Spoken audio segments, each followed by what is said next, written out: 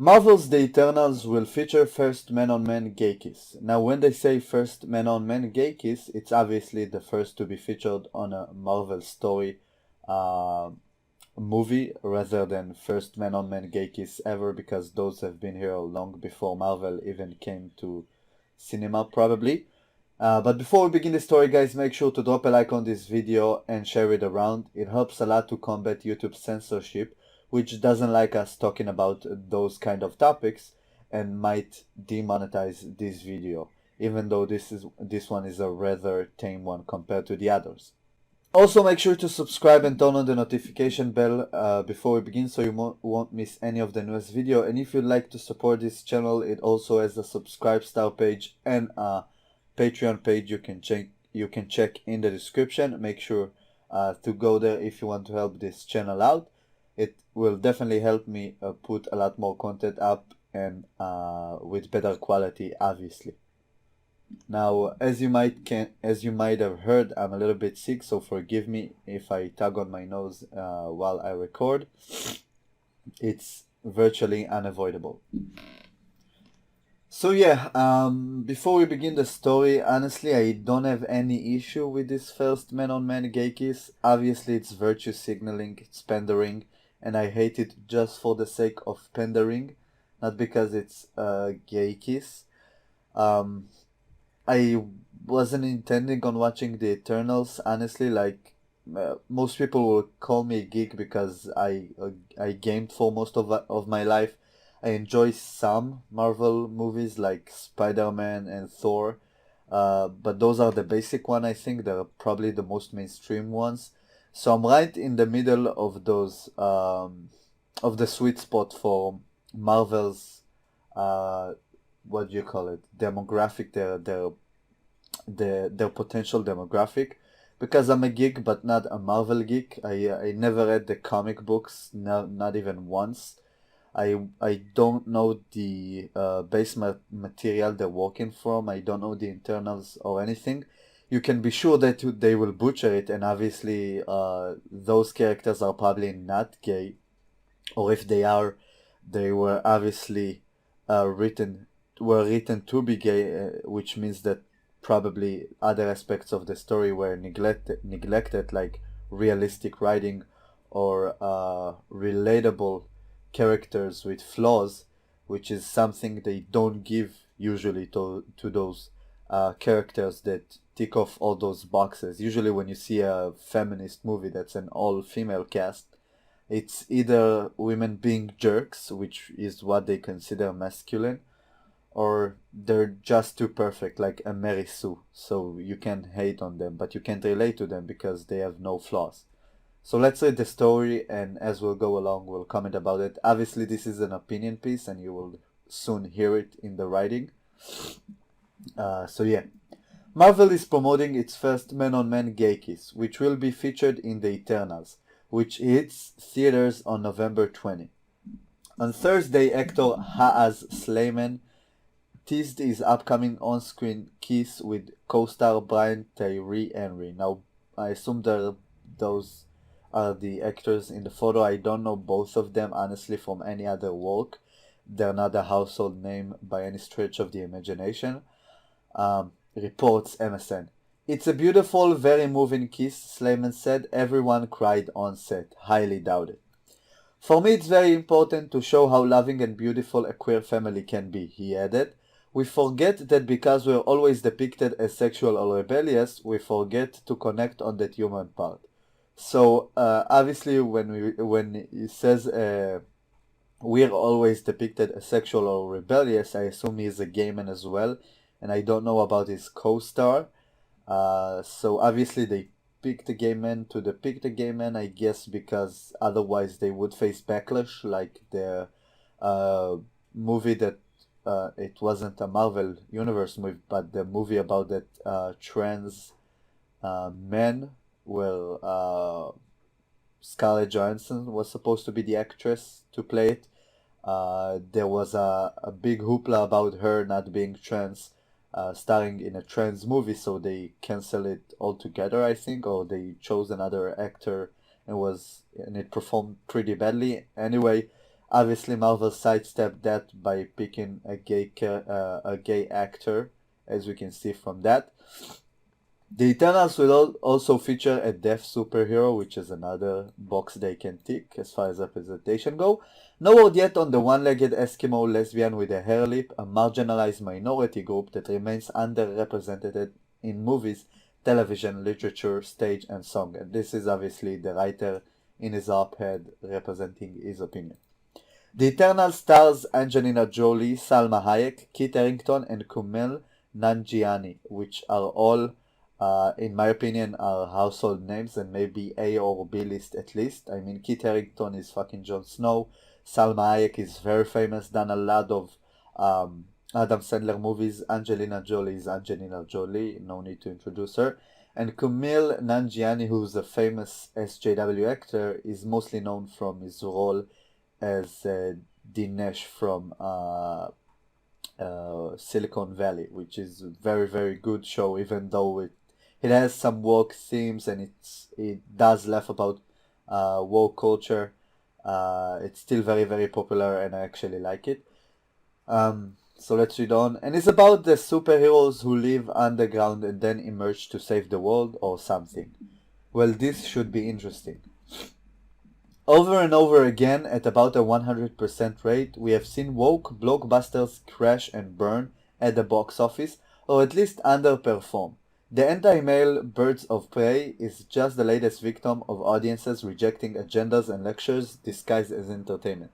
Now, I didn't watch Birds of Prey because the only thing that's semi-attractive about it is Margot Robbie. And when I say semi-attractive, I'm talking about obviously her being a very famous actress that then can pull audience to her movies. And me using the word attractive very loosely because they made sure that such hot actors like Margot Robbie would look very, very bad in the movie and they tried to make her actually unattractive. She was surrounded by mostly B and C list actors that I wouldn't be able to tell you their names even if I had a gun pointed to my head. So I think that's why it performed badly. I mean, Suicide Squad, which was much more anticipated with much more star power, I'm talking Will Smith, Jared Leto, and other actors around it, performed pretty badly because it was a pretty bad story and performance, honestly. People didn't like the Joker there.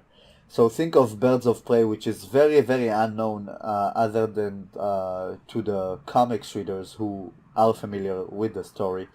And think about how the only actress that's known there is Margot Robbie. You would understand easily why it performed so badly. By the way, I apologize if you can hear the rain.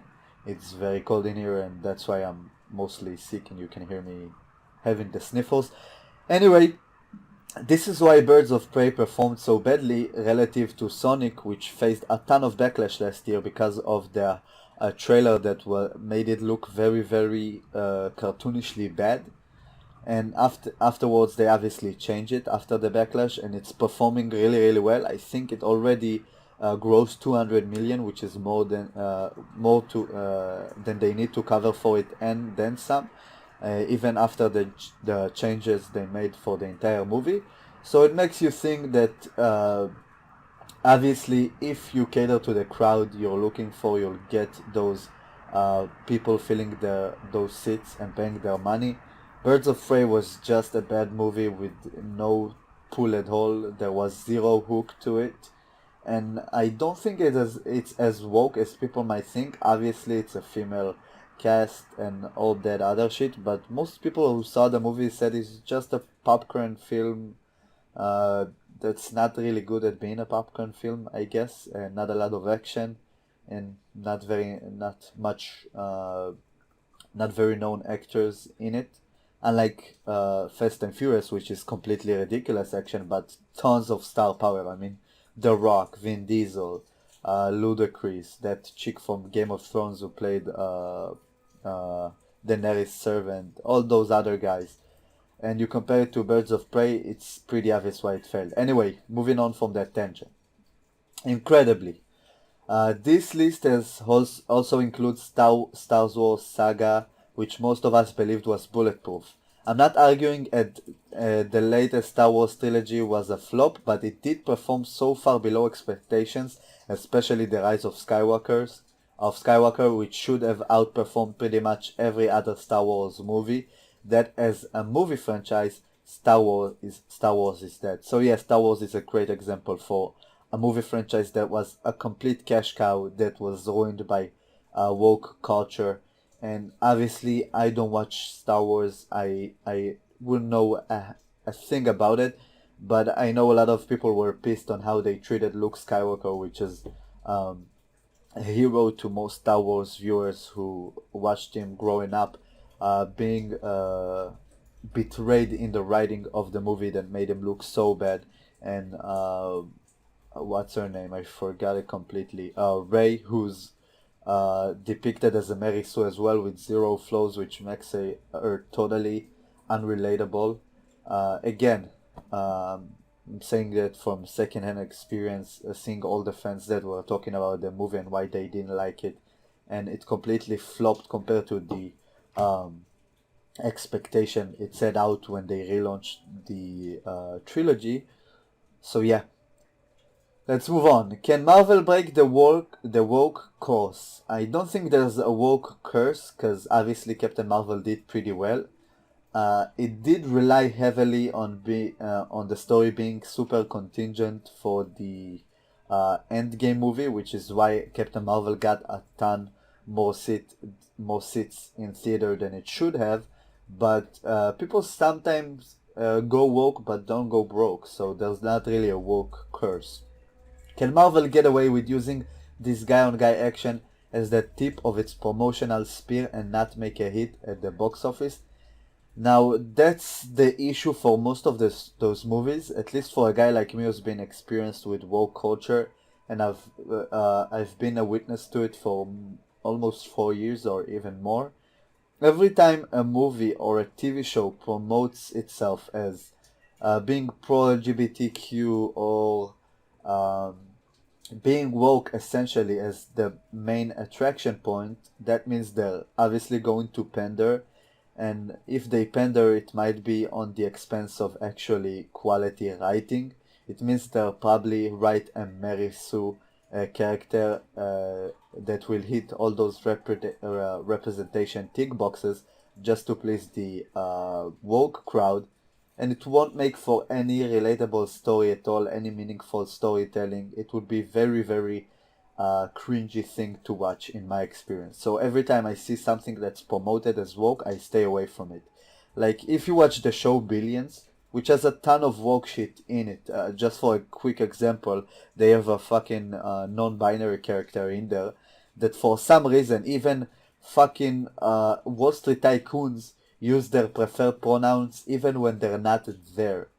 And that's a good show in my opinion, because it has Paul Giamatti and the other actor from Bands of Brothers, and it's still a quality show. They don't promote their woke behavior in the show. It's just a good storytelling, even if it's very, very heavily preachy. It's still enjoyable. So I can consume woke content as long as it's not all about the wokeness. If people promote the wokeness as like they say, the tip of its promotional spear, then it's probably gonna be a bad story. Well, if anyone can, it's Marvel, a franchise with an unprecedented 100% hit rate at the box office. Something unheard of when you're talking about 20 plus titles released over only a dozen or so years. A few things though should concern Marvel.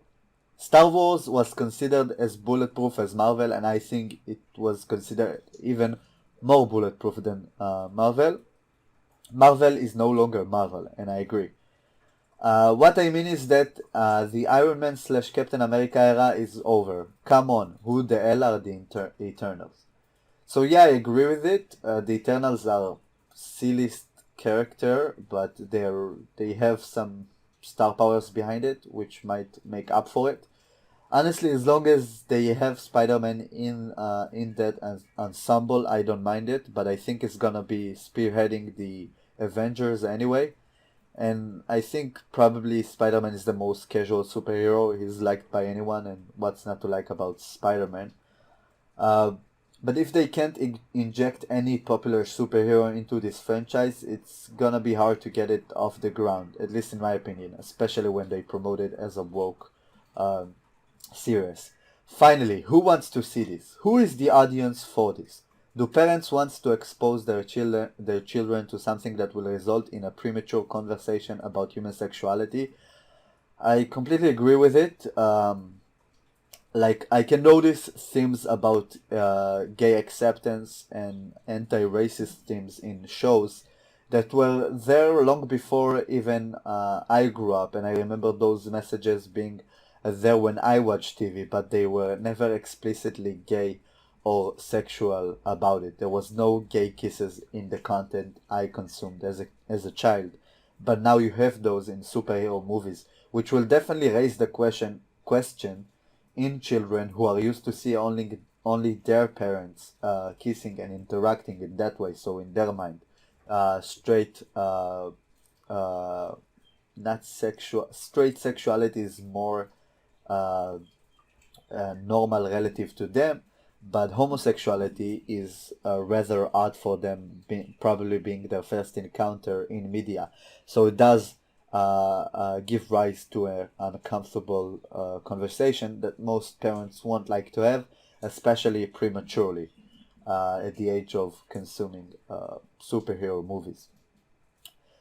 So yeah, I'm not gonna read the rest of the story. It's obviously filled with this guy's opinion, which you can read for yourself. Um, just to sum it up, I don't mind the gay kiss at all. I think it's obvious pandering. If I had a kid, I won't take it to the movie solely for that reason. Honestly, I don't want to uh, talk about sexuality with a kid that's at the age of consuming superhero content, which is mostly those 6 to 10 age range, depend on which superhero movie it is, obviously. But let's say the Spider-Man crowd, which is the age that I saw the movies, the original Spider-Mans, which honestly, in my opinion, are the best. Um, I like the new Spider-Man, even though the new Mary Jane is the typical feminist idea of a strong female character that's actually just a jerk, a woman being a jerk. That's the idea of a strong women character.